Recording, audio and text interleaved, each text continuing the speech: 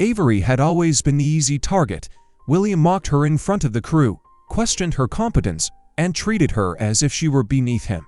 To him, she was just another EMT who didn't belong in serious conversations or hard decisions.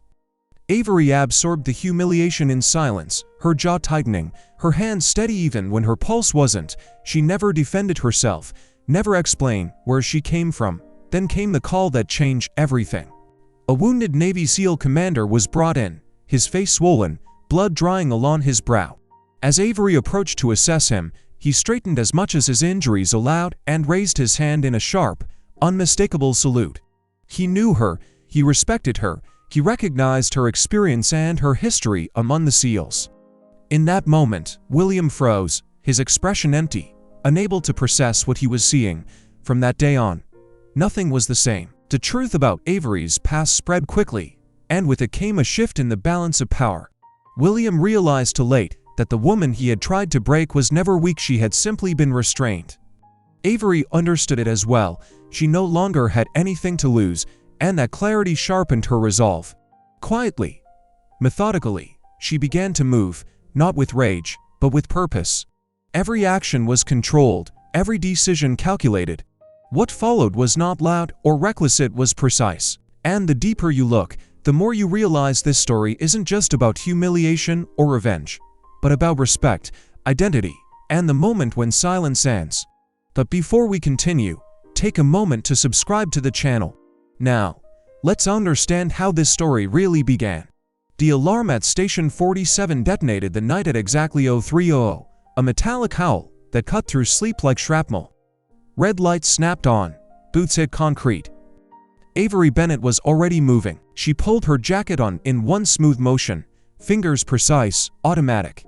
No wasted gestures, her radio clipped cleanly into place. She didn't run, she accelerated, controlled, eyes forward.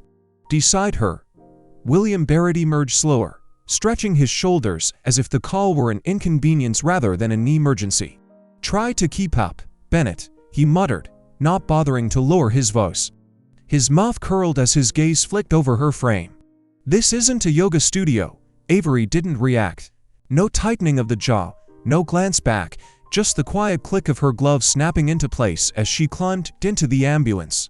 The rig tore through empty streets, sirens carving a path through darkness. Dispatch crackled over the radio. "Training accident, Naval Air Station. Multiple injured, one critical." The word naval registered, but Avery's expression didn't change. Her breathing slowed instead. Measured, 4 count in, 4 count out. At the gate, armed security waved them through without hesitation. Floodlights bathed the tarmac in harsh white, illuminating a scene that was anything but controlled. SEAL operators moved with urgency around a downed training structure, blood-stained concrete. Medics from the base were already working, but their movements were tight, rushed. William stepped out first, posture stiffening as he took in the uniforms. He squared his shoulders, voice louder than necessary. "All right, let's take charge here." No one answered him. Avery's eyes locked onto the critical patient immediately. He was supine, face partially obscured by blood and swelling, one eye already closing. A senior operator knelt beside him, applying pressure with hands slick and shaking despite himself. "Facial trauma, suspected orbital fracture, compromised airway," Avery said calmly, already kneeling, already assessing. Her fingers hovered, then pressed decisively along the jawline. "He's losing tone. We need to secure." William hesitated. "You sure you?" "I'm sure." Her voice didn't rise, it caught. She pre-oxygenated, suctioned with efficient, practiced movements. Her hands were steady, almost unnervingly so. When she spoke again, it was in clipped, precise language. "GCS is dropping. Prep for rapid sequence intubation." William stared. This wasn't textbook fumbling. This was muscle memory under fire. As Avery adjusted the tube, the injured man's remaining, I focused on her. Through swelling, through pain, recognition flared, his breath hitched. With visible effort, he raised his trembling hand from the stretcher, fingers rigid despite the strain, and snapped a salute. "Lieutenant Bennett," Commander Marcus Sterling rasped, voice shredded but unmistakably firm. "Didn't think I'd see you again." Time seemed to compress. The operators around them froze for half a second, then, as one, they stood straighter, hands rose. Salutes returned, sharp and absolute, offered to a woman in a paramedic jacket kneeling on blood-stained concrete. Avery didn't salute back. She held his gaze, just for a heartbeat. Her eyes softened, barely. "Stay with me, sir," she said quietly. "We've got you." William felt the air leave his lungs. His mouth opened, then closed. A faint twitch appeared at the corner of his right eye, involuntary, betraying the panic he couldn't suppress. The world he thought he understood had shifted under his feet. As the ambulance door slammed shut and the rig pulled away, Avery caught her reflection in the polished metal. Behind her own calm expression, she saw William's face reflected, too pale, rigid, eyes wide. For the first time, he understood, and he was afraid. The trauma bay doors burst open under fluorescent light. Gurneys rolled, voices overlapped. Avery stayed locked in the narrow lane between chaos and order, her hands never leaving Commander Sterling until the last possible second. "Blunt facial trauma with suspected left foot fracture," she said, already stripping away monitors as she spoke. "Airway secured with RSI 7.52, confirmed capnography. Hypotensive on arrival, responsive to fluids but trending down. Possible basilar skull involvement, watch for CSF leak, pupils unequal. Time of injury approximately 23 minutes prior to intubation." The trauma surgeon paused mid-glove snap. His eyes flicked to her badge, then back to her face. "What paralytic? Rocuronium, ketamine induction. No complications," Avery replied without hesitation. A nurse stepped in closer. Another surgeon nodded once, sharp, decisive. No one questioned her. The handoff flowed seamlessly, medical shorthand exchange at a level that didn't tolerate amateurs. When Avery finally stepped back, blood smeared across her sleeve. Sterling was already surrounded by specialists moving with urgency that bordered on reverence. She turned away before anyone could thank her. The ambulance ride back to Station 47 was quieter than the drive out.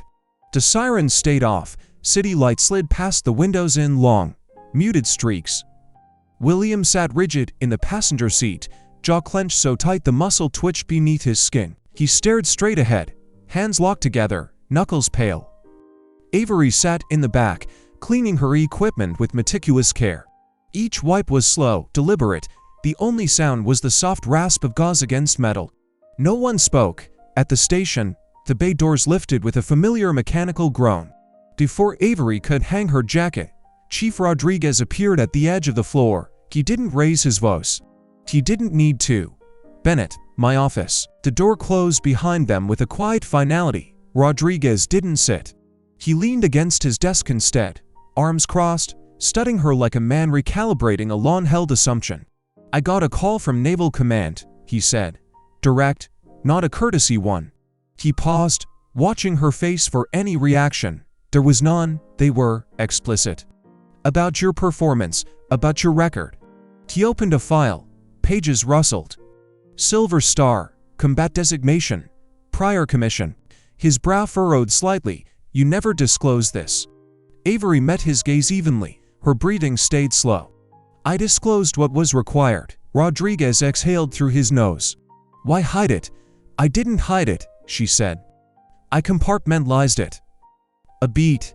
I wanted to do the job, not be the war story." Something in Rodriguez's posture shifted. The weight moved from one foot to the other. He nodded once, understood. Then, quieter, "That won't be ignored anymore." Outside, the station hummed with low voices. William stood near the lockers, surrounded by two firefighters who listened as he spoke, his hands carving the air, urgency creeping into his tone. "She's lying," he said. "You don't just switch like that. Stolen valor, I've seen it before." Avery stepped into the bay. The room changed temperature. William noticed her too late. She stopped a few feet away, close enough that he could see the dried blood beneath her nails. She didn't raise her voice. She leaned in slightly, just enough that the others couldn't hear. "You want the truth," she murmured. His mouth tightened. He didn't answer. "Grid coordinates were wrong," she continued, voice slow and precise, ambushed from the tree line. "First contact was an IED cordite in the air so thick it burned the back of your throat. I dragged my radio man 30 meters under fire. He bled out anyway. William swallowed. His eyes flicked, involuntarily, to the exit. I can still smell it, Avery said. Blood and explosives. That's where my medal came from. Her eyes hardened. Professional courtesy is all I ask. Don't make me demand it. William stepped back. His hand trembled before he curled it into a fist and shoved it into his pocket. He turned away without another word, shoulders tight, breath shallow. In the locker room, out of sight, he pulled his phone free. His thumb hovered for a fraction of a second before pressing a familiar contact. We have a problem, he said quietly. We need to start the protocol now. 2 weeks passed, measured not in days, but in glances that lingered to lawn and conversations that stopped when Avery entered a room. Her name traveled faster than she did now through command emails, through whispered speculation, through the subtle recalibration of hierarchy that no one acknowledged out loud. The announcement came during morning lineup. A joint training exercise with Naval Special Warfare, full scale, observers present. William stood straighter the moment the words left Chief Rodriguez's mouth, his chin lifting as if reclaiming ground he believed was his by right. During the pre-brief, a captain from the base outlined contingencies in CLIT, procedural language. In the event of command incapacitation, he said, tapping the board with a marker, medical leadership may temporarily assume casualty flow control to preserve life and operational continuity. The room reacted without sound. A few heads turned subtle, instinctive toward Avery. She didn't move. Her pen continued its steady track across the page. William felt it anyway. That afternoon, he sat alone in his car, engine off, paperwork spread across the passenger seat. His jaw worked as he read and reread the same sentence, eyes narrowing. Finally, he picked up his phone. By the end of the week, the complaint was filed. The language was clinical, polished, weaponized. Avery Bennett, it claimed, had fostered a hostile work environment. She had leveraged her military background to intimidate colleagues. Her demeanor was erratic, her affect concerning. Phrases like psychological instability and unresolved combat stress were threaded carefully between paragraphs, not accusation suggestions. Derek Sutton's name appeared at the bottom, embossed letterhead, unmistakable. He had made a career out of bleeding fired departments dry. Avery found out when an email flagged mandatory attendance. The investigation room was small and aggressively neutral. Beige walls, a recorder placed precisely between them. The investigator's questions came softly, deceptively calm. Do you experience intrusive memories? Avery's fingers rested flat on the table. Still, I manage my stress appropriately. Have you ever felt compelled to assert authority beyond your scope? No. The investigator tilted her head, pen pausing midair. Your colleague reports feeling unsafe. Avery blinked once. Slow, she recognized the pattern now, the narrowing funnel. The invitation to doubt herself. Gaslighting by procedure. In the break room later, William didn't bother hiding his satisfaction. He leaned against the counter, coffee untouched, lips curled into something almost like a smile. When rookies passed, he lowered his voice just enough. Combat stress, he said, makes people unpredictable. Avery met his eyes from across the room. He looked away first. That night, the station was quiet. Too quiet, Avery opened her locker and froze. A single sheet of paper lay on top of her folded jacket. Black ink, all caps. Quit before you break. Her pulse didn't spike, it dropped. Her breathing slowed until each inhale barely moved her chest. She took out her phone, framed the note carefully, and snapped a photo. Then she folded the paper once and set it back where she found it. Okay, she whispered, voice steady, eyes gone cold. War it is. Avery didn't rush. That was the mistake people always made when they thought retaliation meant no's. She waited until the investigation paperwork settled into routine, until William's confidence hardened into something careless. Only then did she move. She sat alone in her apartment, lights low, phone on the table. One call, no greeting. I need a background pull, she said. On the other end, the intelligence analyst didn't ask why. The faint click of a keyboard came through the line. Names, William Barrett, Derek Sutton. A pause, then another. Longer this time. That's interesting, the analyst murmured. The file arrived 48 hours later. Avery read it standing up, one page at a time, jaw tightening by degrees she didn't allow to show. William Man Sutton, same elementary school. Same lacrosse team, same fraternity. The pattern unfolded cleanly once you knew where to look. Internal complaints, time to performance reviews, emotional pressure applied just hard enough to provoke reaction, lawsuits filed the moment a target cracked or walked away. Always women, always competent, always quiet exits followed by settlements sealed under non-disclosure. It wasn't harassment, it was a business model. Avery's thumb hovered over one name highlighted in the report. Maria Santos, former firefighter-paramedic, terminated 3 years prior. Maria answered the door cautiously, chain still on. Her eyes flicked to Avery's uniform, then softened. Inside, the apartment smelled faintly of antiseptic and coffee gone cold. They said I was unstable, Maria said, hands wrapped tight around her mug. A tremor ran through her fingers despite her effort to stop it. That I scared people. She slid her phone across the table. Text messages, emails, William's words stripped to plausible deniability. Push her harder. She break. Once she does, Sutton steps in. Avery photographed everything. Methodical, precise. When she left, Maria's shoulders were straighter than when she'd arrived. Commander Sterling chose the diner himself. Neutral ground, vinyl booths, weak coffee. He looked thinner, still healing, a faint tremor in his left hand when he lifted the cup. His eyes, however, were unchanged, sharp, assessing. Avery laid the evidence out without commentary. Sterling read, once, then again, his jaw flexed. A muscle ticked beneath his eye. He's not trying to win, Sterling said quietly. He's trying to humiliate you, publicly, at the exercise. Avery didn't flinch. Then we don't stop him. Sterling leaned back, considering. The diner nose faded around them. We give him exactly what he wants, he said. A stage, he stood, pulling his jacket on slowly. Outside, he made the call. Adjust the scenario parameters, Sterling said, into the phone. Upgrade it to catastrophic failure protocol. I want to see who really breaks. Dawn broke hard and colorless over the training compound. A low ceiling of cloud pressing the world flat. Transport vehicles lined the perimeter in rigid rows. Cameras were mounted on tripods, clipboards moved from hand to hand. Rank insignia caught the light as VIPs and senior officers filtered into the observation area, their presence tightening the air without a word spoken. William Barrett fed on it. He adjusted his helmet twice, unnecessarily, shoulders squared, chin high. His voice carried farther than it needed to as he paced the staging area, hands cutting sharp angles in the air. No. Reset your strap. That's sloppy, he barked, stopping in front of Avery. He reached out, tugged at her harness, then stepped back as if she'd offended him by existing. If you can't even stage correctly, you shouldn't be anywhere near command, Avery acknowledged with a single nod. She rechecked the strap herself, fingers precise, movements economical. Her eyes never left her checklist, pulse steady, breathing controlled.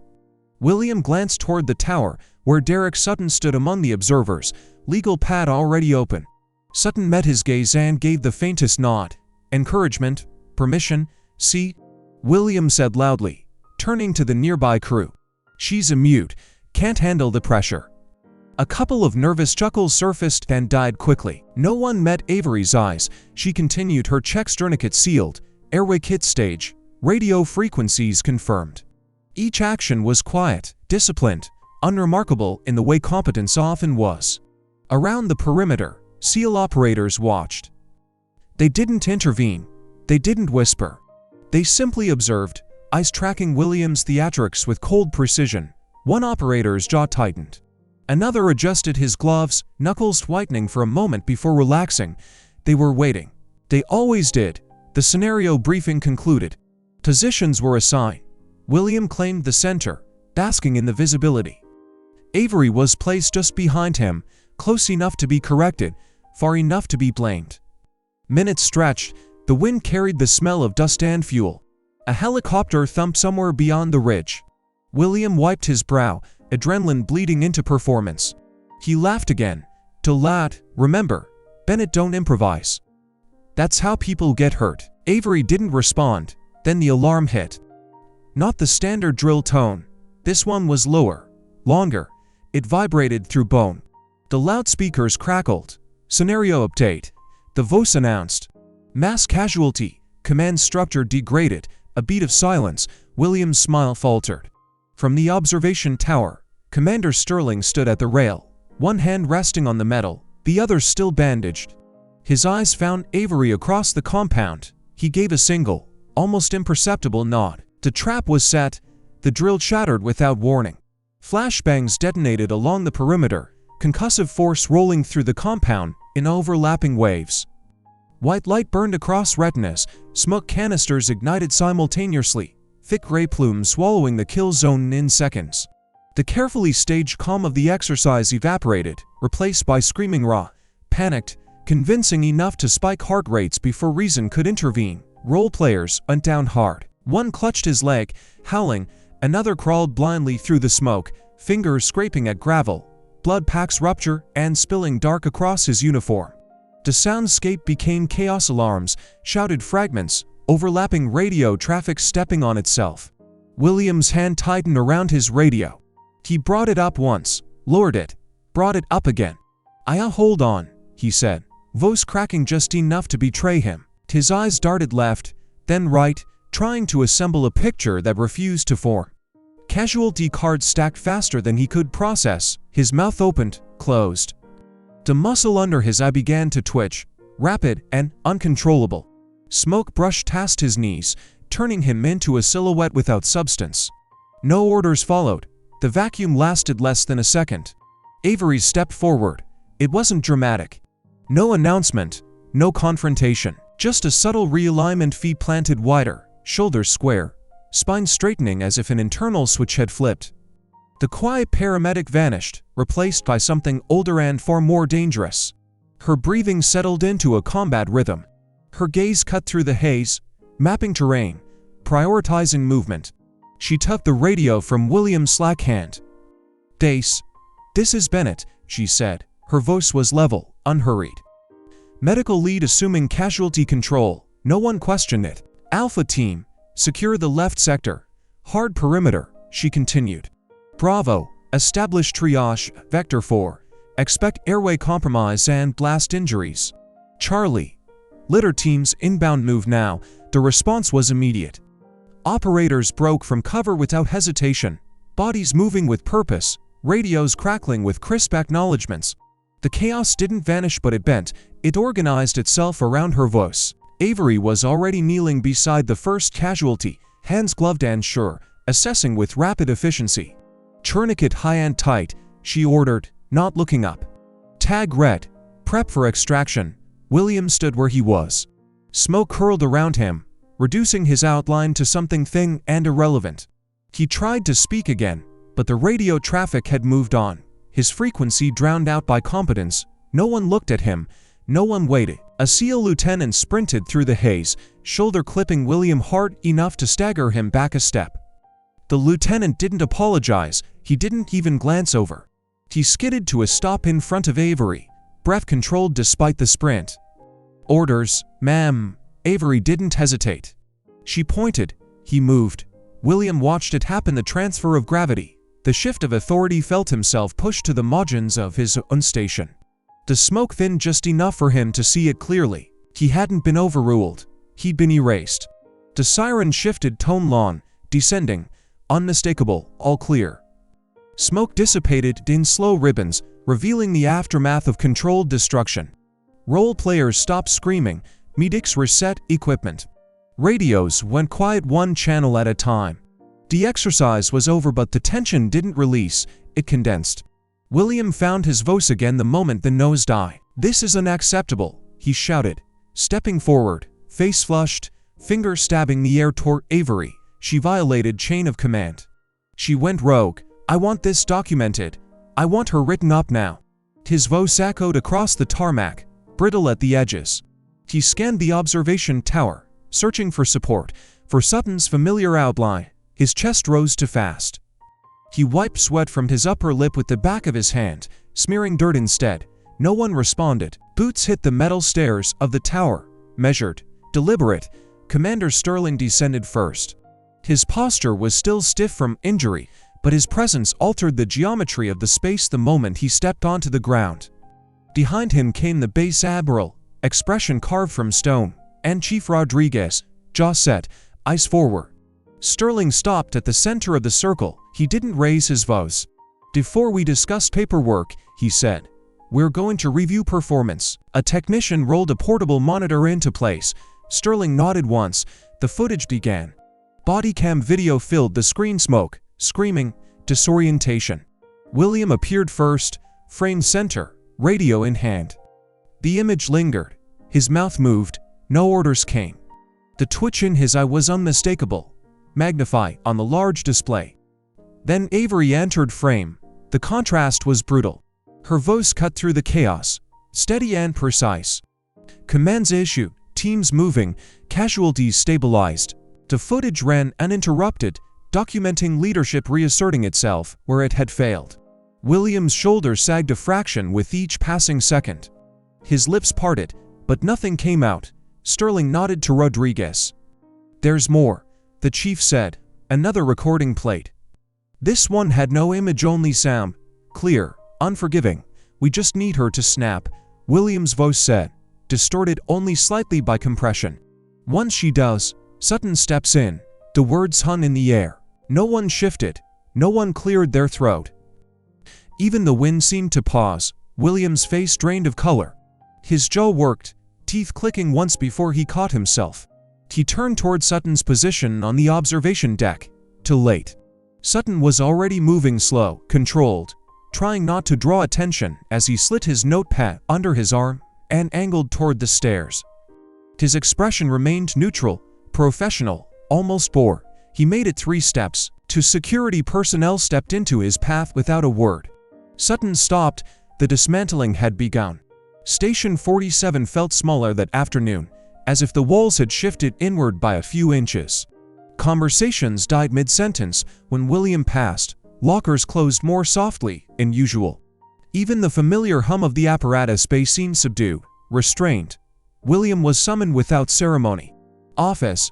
Now, he straightened his shirt before walking, fingers fumbling briefly at the buttons. His jaw was tight, but the confidence he usually wore like armor had fractured.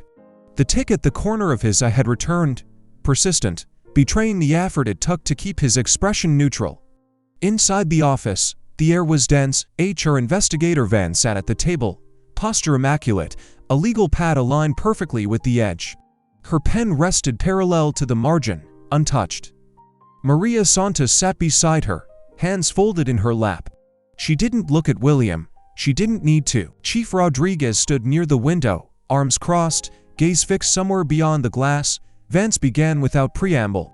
"These are the communications recovered during the investigation," she said, sliding a folder across the table. Text messages, emails, recorded calls, timestamped. William flipped it open too quickly. Pages shifted. His breath caught as he recognized his own words staring back at him in black ink. His thumb smudged the corner of a printout as he turned the page. Vance continued, voice even. "This is the timeline. Notice the pattern. Initial harassment, escalation, formal complaint filed immediately following resistance or refusal to resign. Legal action coordinated with external counsel." Maria finally spoke. "That was my file," she said quietly, nodding to one of the tabs. 3 years ago." William swallowed. His shoulders slumped just slightly, the way a structure does before it fails. Chief Rodriguez stepped forward. "William Barrett," he said, voice low, controlled. "Your employment is terminated, effective immediately." He paused, letting the words settle. "This matter has been referred for both criminal and civil investigation." William's mouth opened, closed. He turned instinctively toward the door. Avery stood there, gear bag at her feet, methodically cleaning a bloodstained Strat. She hadn't looked up yet.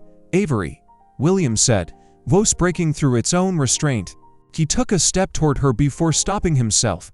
"Tell them, it was just station banter." "You know how it is." Avery's hand slowed. She set the strap down carefully, as if precision still mattered here. Then she looked at him. There was no anger in her face. No satisfaction, just clarity. "I do know how it is, William," she said. "That's why I stopped you." The words landed without force and without appeal. Authorities waited just outside. William was escorted through the bay, past the rigs, past the lockers, past the place he once commanded by volume alone. No one followed. No one watched. The bay doors closed behind him with a muted clang. The station breathed differently with William gone, not lighter, quieter. The absence left a vacuum that sound didn't rush to fill. Boots still hit the floor. Radios still crackled. Coffee still brewed. But the sharp edges were gone, replaced by a careful, almost reverent restraint. The crew watched Avery now. Not opally, not rudely, just enough to register. Conversation slowed when she entered a room.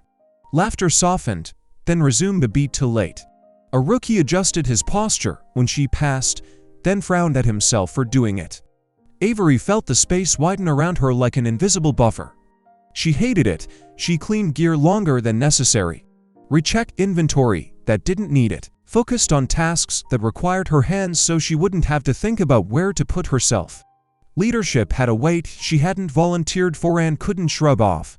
Sterling arrived mid-afternoon, no uniform, no rank on display, civilian jacket, faded jeans. He moved through the bay without ceremony, nodding once to Chief Rodriguez before stopping beside Avery's rig. He didn't speak immediately, he watched. Not her hands, her shoulders, the way they held tension even at rest. "You didn't do this to be a hero," he said finally. Avery didn't look up. She tightened a strap, then released it. "I didn't do it to be anything," Sterling nodded. "You did it to set a standard." He reached into his pocket and placed a small object on the bench beside her. Metal clinked softly, a fire department challenge coin, custom-etched. "Now you have to live it." Avery picked it up, turned it once between her fingers. Her jaw tightened not from pride, but from the quiet finality of acceptance. Later, she walked into the common room. The main table sat empty, chairs pushed back unevenly as if waiting for instruction. Avery hesitated for half a second, then pulled out a chair and sat down. The sound echoed louder than it should have. She looked up. "Who wants to learn how to pack a junctional wound in under 30 seconds? The room reacted instantly. Chairs scraped, boots moved, rookies surged forward. Questions already forming, nerves edged with excitement. The distance collapsed, the buffer dissolved. Avery leaned in, hands steady, voice calm. Teaching, not commanding, the way it was supposed to be. Later still, an envelope appeared in her locker. Official letterhead. To Fire Academy seal embossed at the top. Invitation, advisory role. Redesigning trauma training county-wide. Avery exhaled slowly, cone cool in her palm.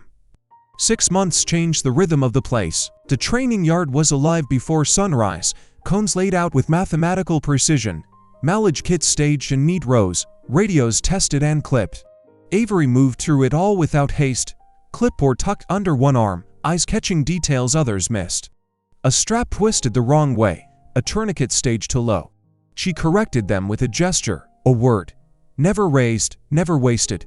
"Reset," she said once, con and absolute. The drill began hard and stayed that way. Timers ran, casualty cards stacked. She pushed them not with volume, but with standards. When someone cut a corner, her eyebrow lifted a fraction. When someone adapted correctly, her nod came once, brief, enough. Near the edge of the formation, a new transfer lagged half a step behind. Younger, shoulders tight. Breathing shallow, someone muttered something sharp as he fumbled a litter strap. A laugh followed short, dismissive. Avery's head turned. She crossed the distance without breaking stride. The laughter died before she reached them. "Stop," she said. The word landed clean. She knelt beside the rookie, her presence closing off the rest of the world. "You're rushing your hands," she said quietly. "Slow them down. Speed comes after precision." She guided his grip once, then withdrew. Again, he tried. Better this time. Avery stood and looked at the others. No anger in her face, just expectation. "We don't eat our own here," she said. "We build them." No one argued. They reset and moved on. Later, she caught her reflection in the window of the engine, dust-streaked face, eyes rimmed with fatigue, posture steady. Tired? Yes, but anchored. The constant edge she'd carried for years had dulled into something usable. Purpose. At sunset, The compound glowed amber. Commander Sterling pulled up quietly, engine ticking as it cooled. He stepped out, hands in his pockets, and surveyed the yard. "The order, the calm, good work, Lieutenant," he said. Avery met his gaze and inclined her head. "Just doing the job, Marcus." Sterling smiled faintly, then drove off, taillights fading into the evening. Avery turned back toward the station, light spilled from the bay doors, worn man steady. She walked inside, the sounds familiar now, voices, movement, life continuing. At her locker, she paused. Inside, her uniform was folded with care. The silver star rested beside it, untouched. And taped to the inside of the door was a small, uneven note. "Thank you." Avery closed the locker gently. The metal clicked into place, solid and sure. If you found meaning in this story of quiet professionalism, leadership, and earned respect, consider subscribing to the channel. More stories like this are coming.